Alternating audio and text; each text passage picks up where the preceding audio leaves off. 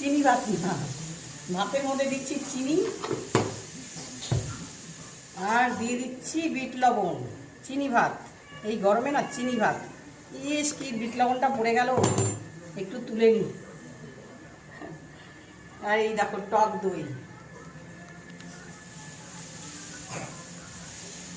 দেখেছো টক দই বন্ধুরা।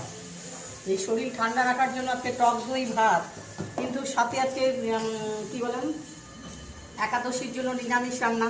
তো সাথে বেগুন ভাজা আছে, পটল ভাজা, আলু ঢেঁড়সের ভাজা, ডাঁটা, এই তো সাথে আছেই। এটা খাবো না ভাবছি।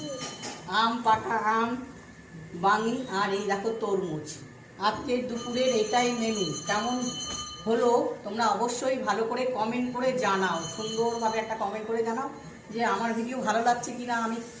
আমার তো ভিডিওটা হচ্ছে খাওয়া দাওয়া রান্না এই নিয়েই ভিডিও পাই বন্ধুরা, আর মাঝে টুকটাক জিনিস এই চলে আমার ভিডিও বন্ধুরা। সবাই একটু সাপোর্ট করো, পাশে থেকো, আমিও আছি তোমাদের পাশে। এখনকার মতন টাটা, শুভ দুপুর, লাস্টে বললাম।